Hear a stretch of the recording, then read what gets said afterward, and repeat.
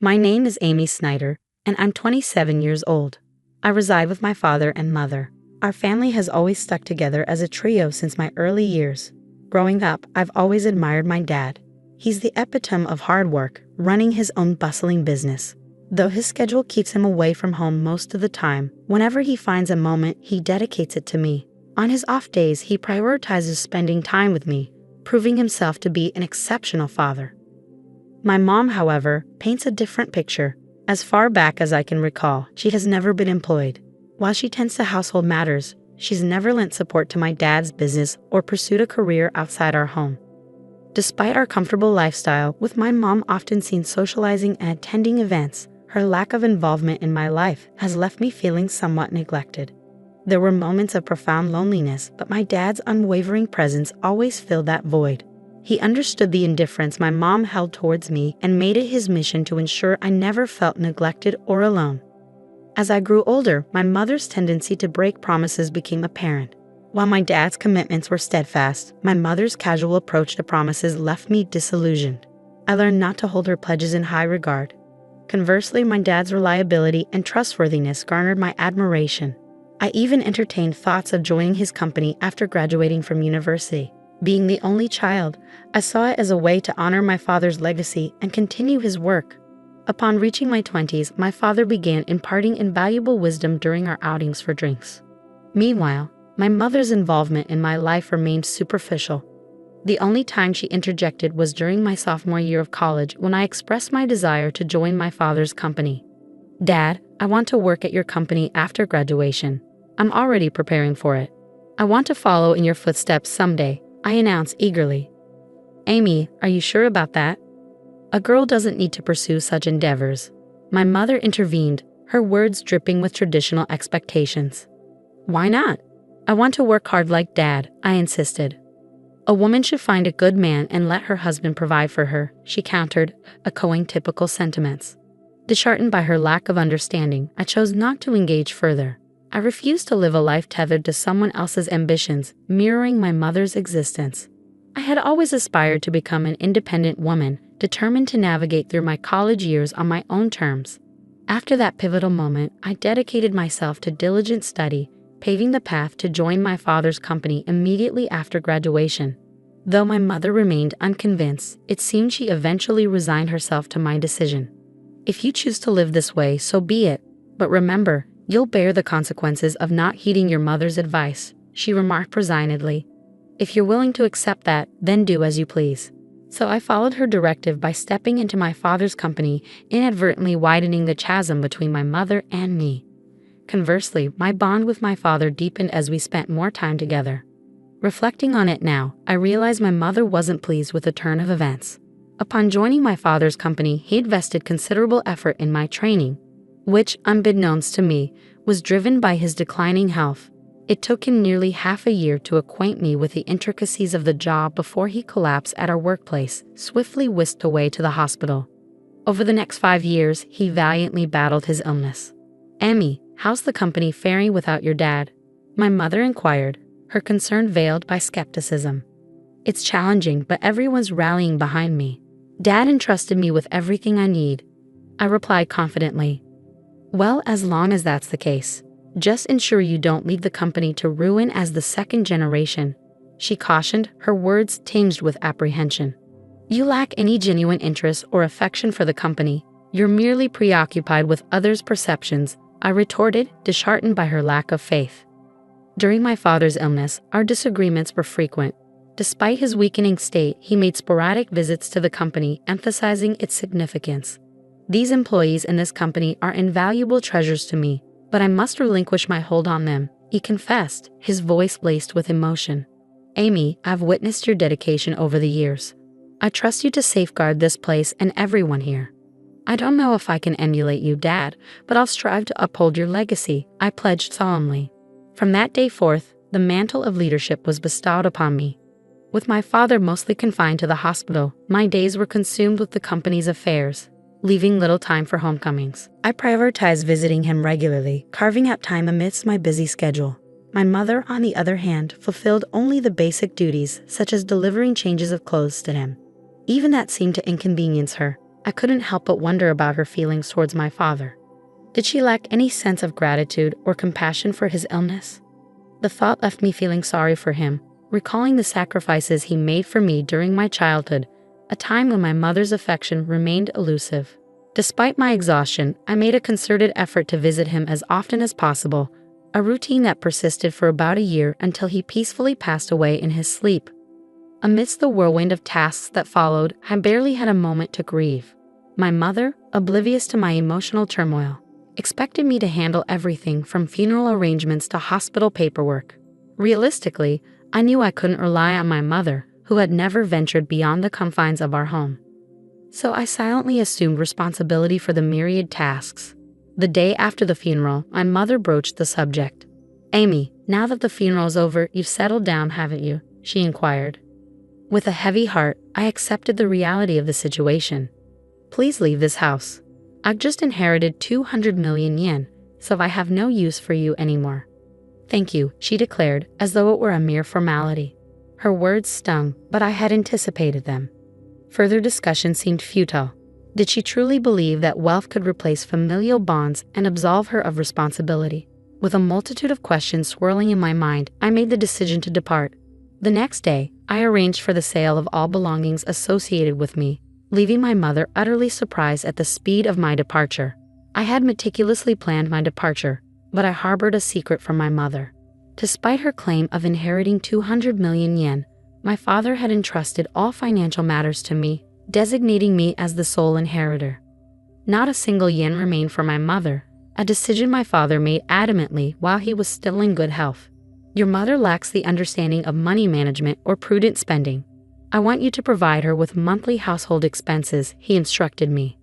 "If she receives a lump sum, she's likely to squander it immediately. If she protests, refuse to give her a penny." Though my father's last words were spoken in jest, he handed me an SD card containing a video message addressed to my mother. While I never envisioned showing it to her, recent events suggested its necessity might arise sooner than later. After my departure, I anticipated my mother would reach out to me, but her summons came sooner than expected. "Come home immediately," she demanded over the phone. "I'm working, Mom. What's the matter?" I replied, feeling a pang of annoyance. "I just need to talk to you." "Please come quickly," she insisted. With a sigh, I reluctantly headed back to our family home, clutching the SD card in my hand. As soon as my mother laid eyes on me, she launched into accusations. "You absconded with all of your father's inheritance, didn't you? I knew something was amiss when you left so abruptly. Hand over your father's inheritance to me now," she demanded, her greed palpable. "How selfish can you be? You can't even fulfill your duties as a mother," I retorted, my frustration simmering. In response, I silently extended the SD card to her. Confused, she inspected it. "What's this?" she queried. "I suppose you don't even know how to watch this," I remarked, masking my disappointment. I retrieved my laptop, inserted the SD card, and played the video. On the screen, my father appeared, as vibrant as I remembered him. I couldn't help but wonder how my mother would react to this video letter. Silently, I exited the room, leaving her to watch it alone. I had never witnessed my mother defy my father before, but now, in the wake of his passing, would his words resonate with her? Upon returning to the room, I found my mother in tears, her emotions laid bare.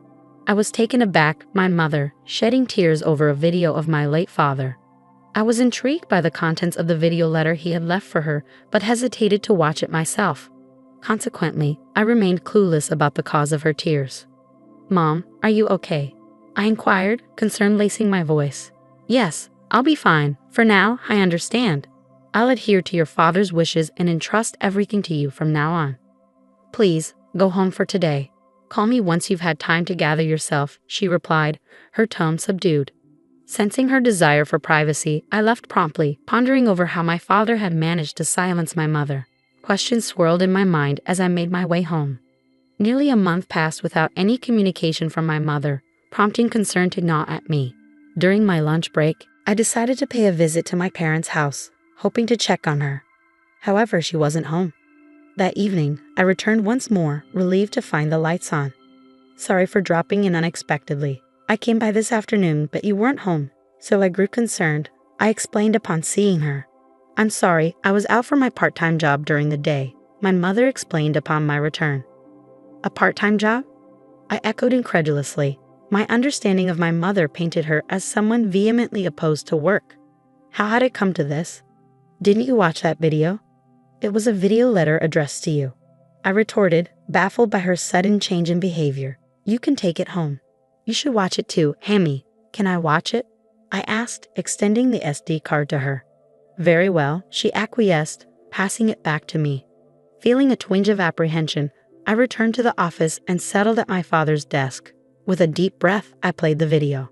Honey, if you're watching this, it means you've not been able to communicate with Amy. First of all, thank you so much for helping me raise Amy until now. Without you, I don't think I could have managed the company while bringing up Amy. My father's voice resonated through the room. As his words continued, a sense of unease crept over me. Then he uttered something unexpected, something that shook me to my core. You've taken care of Amy, even though she is not your child, and I have nothing but gratitude for you. You've stood by my side for so many years, but as a result, you've given up on your dreams and have reached your age without earning your own living. For that, I take responsibility because I have allowed you to live a life of luxury. I'm sure you'll be in trouble when I'm gone. I'm not my mother's child, I blurted out, the realization hitting me like a ton of bricks. But then it clicked. Despite the lack of overt affection, she had cared for me every day, doing the bare minimum for a child who wasn't her own. Who was this person? I didn't register our marriage because you told me you felt bad for your sister, so I ended up supporting your living and didn't do anything else. I'm sorry, but once I'm gone, I worry about the rest of your life. There's no one to support you, and I've taken your life away. I sat in disbelief as my father spoke, his words flowing with unexpected clarity. It was all news to me, his concerns, his regrets, his hopes for our future. Throughout the night, I grappled with the weight of his revelations before confronting my mother the following day. Mom, I watched the video from Dad yesterday. You know it all now, I began, my voice tinged with a mixture of confusion and realization. I raised you because I was asked to. That's all, she confessed, her tone heavy with the weight of untold truths. What happened to my biological mother? I pressed, seeking clarity amidst the swirling chaos of newfound information. You were the child of my sister and your father, she explained somberly. My sister died right after giving birth to you, and I promised your distressed father that I would help raise Amy. I would become your mother. With her revelation, everything fell into place, even the parts I had previously only imagined. I learned of my mother's sacrifice, how she had set aside her own dreams to fulfill her promise to my father. I recalled how my mother used to work in a diner, her vibrant spirit and dedication palpable. Her dream had been to own her own diner, yet when she chose to become my mother, she shelved that dream. However, inspired by my father's words and prompted by the memory of her deferred dream, my mother made a decision. She resolved to reclaim that dream, embarking on a journey to pursue it once more. Currently, she is undergoing training as a part-timer, determined to turn her dream of owning a diner into reality. I should have done this earlier. Working is fun and suits me. I had no idea, so it's my fault you didn't work. I'm really sorry for not knowing anything, my mother admitted, her tone filled with regret. It's not your fault, Amy. I made the decision myself. But I'm not good with children, so I couldn't handle you well. I'm the one who caused you trouble, she continued, taking responsibility for her actions. As we conversed, I realized it was the first time we had such an open dialogue. At this stage in my life, I finally felt like I had come to understand my mother a bit better. Our conversations became more frequent, leading us to a decision: to use the money left by my father to fund the opening of her shop. Once she started working, my mother became somewhat more humble. She hesitated when the topic of funds for the shop came up, a behavior that would have been unimaginable not too long ago. While maintaining my regular job, I also assisted with the opening of her diner. This brought me into frequent contact with my mother, fostering a newfound relationship between us. Regarding living expenses, she insisted on managing them with her own income, refusing to accept help from my father's inheritance. Promise me that you'll tell me if you're struggling. After all, Dad trusted me to take care of you, I urged her. I'll be fine living on my own. It doesn't cost that much. But in terms of my diner's expenses, she trailed off, her determination evident. I'll be relying on you. Of course, I'm looking forward to it too, so do your best, my mother encouraged, her eyes filled with hope and anticipation. After many years, we finally became a real family, and now we are living harmoniously. She isn't my birth mother, and perhaps it was just the right time for me to learn this truth. Your diner is finally going to open tomorrow. Your dream is coming true, I remarked, filled with pride as I watched her dedication. Seeing you work so hard at that company reminded me of my own dreams when I was younger. I believe that's why I've made it this far. It's all thanks to you and your father. Thank you so much, Mom. I expressed my gratitude, feeling a deep sense of appreciation. Promise me to always be my mom, Amy, she implored, her voice filled with sincerity. From now on, let's get along even better than before. After all, we only have each other, I replied, feeling a newfound sense of closeness. Upon my father's death, the truth was revealed, and I accepted the reality of our situation. Deciding to live on with just my mother and me, I contemplated moving back to my hometown and living together with her again. I don't cook, so my mother is concerned about my poor diet and is supportive of me coming back, I explained, feeling touched by her care. My father would probably be surprised that we're getting along so well. His house, company, and inheritance that he left behind. I'll protect them at all costs while continuing to get along with my mother in order to become a real family. I vowed, determined to honor my father's legacy. We visited the graves of my father and my biological mother, my mother's older sister, to give our daily life updates. After going through the process of adoption, I finally became registered as my mother's daughter, forging a bond that transcended bloodlines.